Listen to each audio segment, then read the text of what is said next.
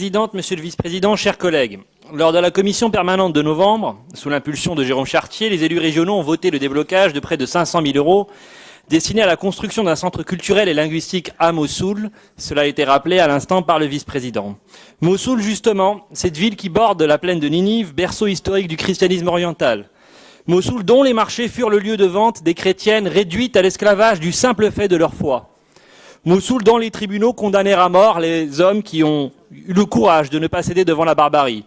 Mossoul, enfin, qui symbolise à elle seule les persécutions dont sont victimes les minorités chrétiennes à travers le monde.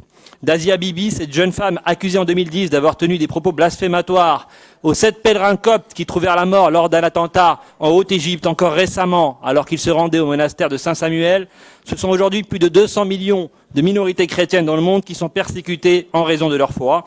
Car la violence et la barbarie du prétendu État islamique ne doivent pas nous faire oublier les persécutions, certes, moins spectaculaires, mais tout aussi quotidiennes que vivent ces minorités dans beaucoup de pays, et notamment au Moyen-Orient. Elles ne doivent pas nous faire oublier les brimades et le statut de quasi-citoyen de seconde zone accolé aux minorités chrétiennes dans certains de ces pays. Pour reprendre les mots de Patrick Karam, dont l'engagement est bien connu ici sur ce sujet, ils sont les invisibles de la société et malheur à ceux qui voudraient contester les règles du jeu établies, car la prison ou la mort sanctionnerait l'imprudent. Taire les persécutions faites aux minorités religieuses, en particulier au Moyen-Orient, c'est se rendre complice de ceux qui les nourrissent.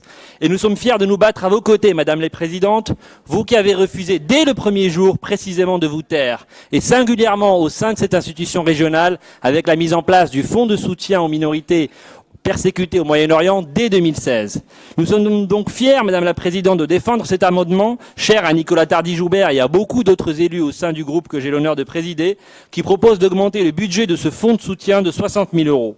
Certes, cette augmentation ne résoudra pas la situation des chrétiens d'Orient, mais elle marquera notre attachement à défendre une minorité présente dans cette région depuis 2000 ans. Je vous remercie. Monsieur le vice-président. Que répondre face à cet exposé aussi précis, aussi clair et aussi engagé? Rien. Sauf accord, bien sûr.